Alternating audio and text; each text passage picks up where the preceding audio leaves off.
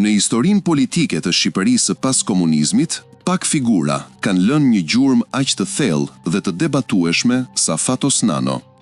Një intelektual i formuar në sistemin socialist, një reformator në stuhinë e tranzicionit dhe një politikan që mbeti gjithmonë në qendër të ngjarjeve, qoftë në pushtet apo në burg. Lindi më 16 shtator 1952 në Tiranë në një familje intelektualesh. I ati, Thanas Nano, ishte gazetar dhe redaktor i njohur, ndërsa e ëma, Maria, mësuese e përkushtuar. Në një Shqipëri të izoluar dhe të mbyllur ndaj botës, Fatos Nano u rit mes librave, kulturës dhe një fryme qytetare që e dallonte nga brezat e tjerë të kohës.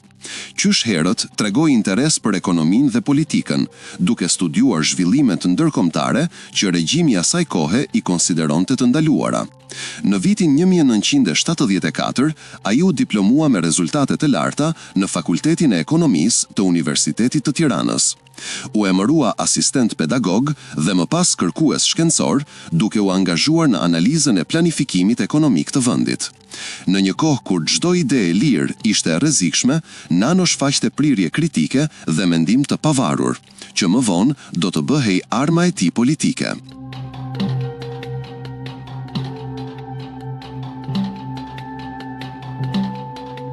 Në fund të viteve 80, ai u ngjit në nivele më të larta të administratës shtetërore dhe u emërua drejtor në Këshillin e Ministrave në sektorin e marrëdhënieve ekonomike me jashtë.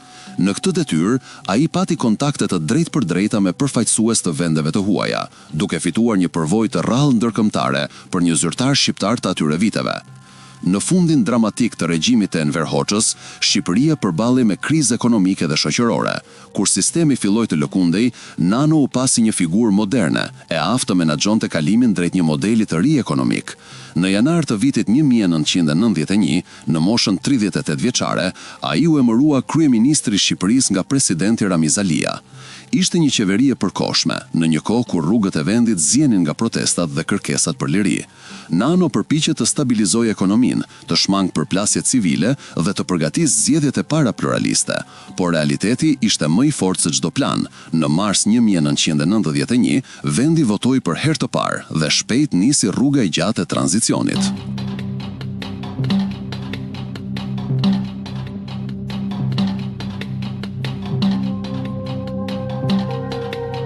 Pas zgjedhjeve të vitit 1992 dhe ardhjes në pushtet të Sali Berishës, sistemi i vjetër politik u shemb përfundimisht.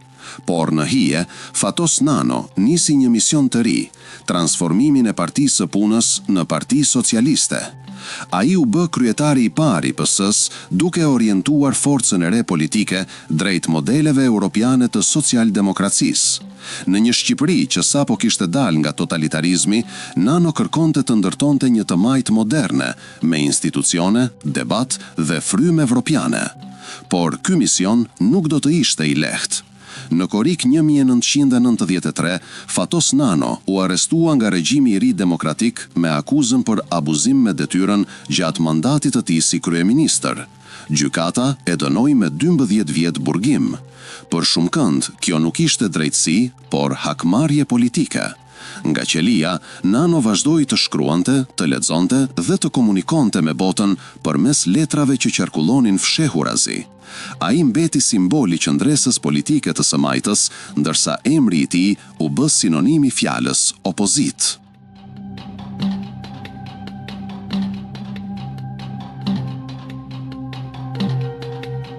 Në mars të vitit 1997, kur Shqipëria u trondit nga kriza e piramidave dhe vendi ra në kaos, Nano u lirua nga burgu dhe u amnistua nga parlamenti.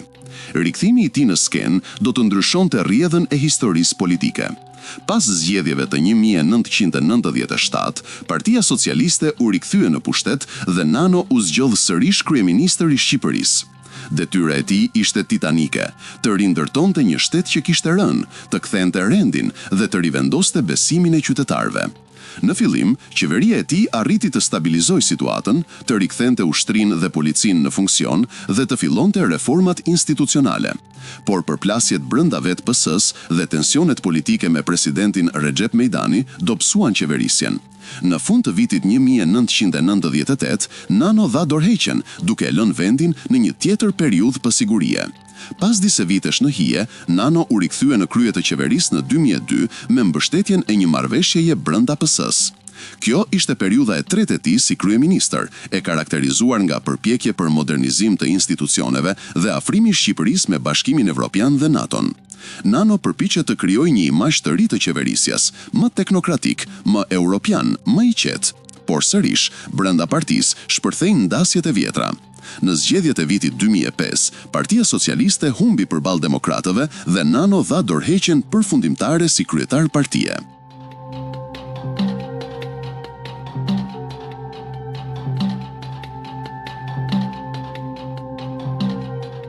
Pas vitit 2005, Fatos Nano u tërhoq nga jeta publike.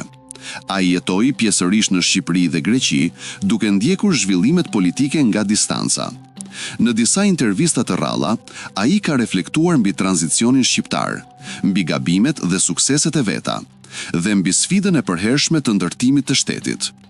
Përtej figurës publike, Nano njihet për pasionet e tij: muzikën jazz, filozofin, sportin dhe letërsinë.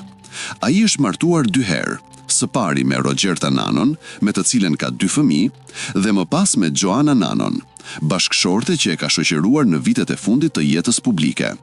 Karakteri i tij, intelektual, ironik, shpesh rebel, e ka bërë një figurë që ose adhurohet, ose kritikohet ashpër, por kurrë nuk lihet në harres. Historia e Fatos Nanos është historia e një epoke, e lindjes së pluralizmit, e tranzicionit të vështirë dhe e përpjekjes për të ndërtuar një Shqipëri moderne. Ai mbetet arkitekti i së majtës shqiptare, simboli i reformës dhe shembulli i paradokseve të politikës sonë. Në fund, ai mbetet një figurë që ndoshta nuk u kuptua plotësisht nga brezi i vet.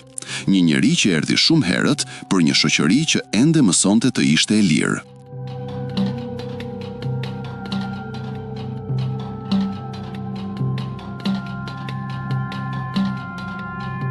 Për të kanë shkruar që nga ambasadorë, bashkëpunëtorët e tij të afërt e deri tek Sali Berisha, ja disa nga përshtytjet e tyre.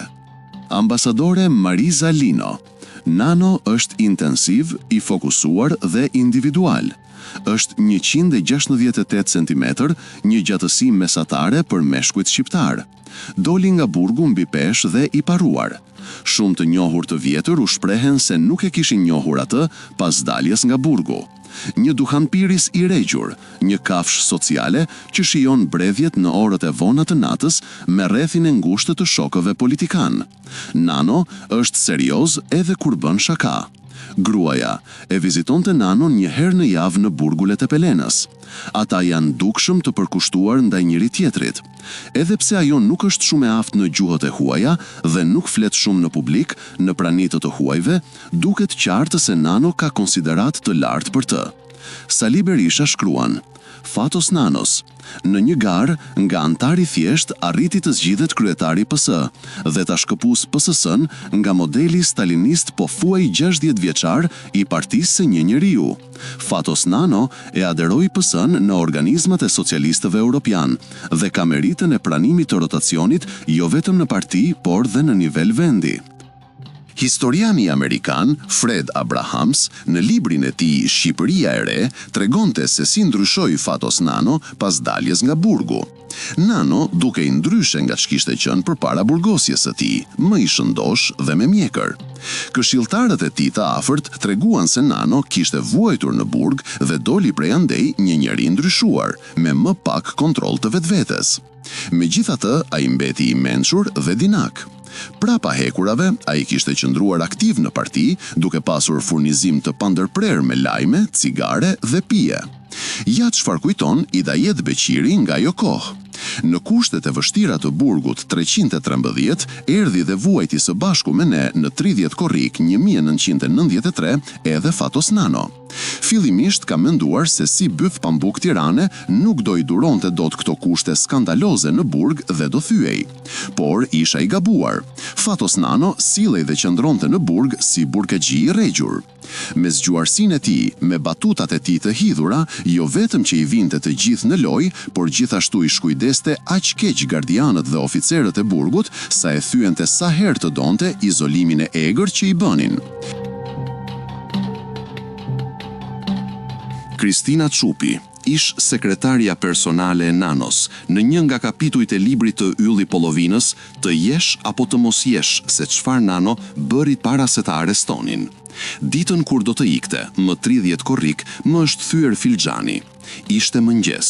Njoftimi me shkrim, një pusull thirrse, erdhi nga prokuroria e Tiranës. Ishte ora 8. Mirpo Fatosi duhet të shkonte patjetër në mbledhjen e socialistëve të kryeqytetit që mbahej në teatrin e operës dhe i thash se kishte për të shkuar edhe. Më dridhet zëri kur e them. Ai tha, do vete një herë në mbledhjen e Tiranës. Shkoj. Kur erdhi këtu, ishte me një grup njerëzish, një mik i tij, një afarist, i tha se duhet të blinin Fanta. I blejm ato dhe Fatosi tha, tani duam edhe një kafe. Ja bëra kafet te një nga syrat. Kur ja solla të tijen, më pa në sy, se si po më shihte dhe tha, mund të mos kthehem. E dëgjuan edhe të tjerët. Mbetëm, sepse shtoj, ata do të bëjnë shpejt atë që kanë ndërmend ta bëjnë. Aty mu thye filxhani. Mos u mërzit, i thosh, mos u mërzit, se kam shenjë të mirë. Pastaj iku. E pritëm, dikush vajti, vajtën të tjerë. Prisnin para prokurorisë, disa druheshin të pyetnin, siç e kemi ne që ndonjëherë kemi frikë. E kishin arrestuar, ka treguar Kristina.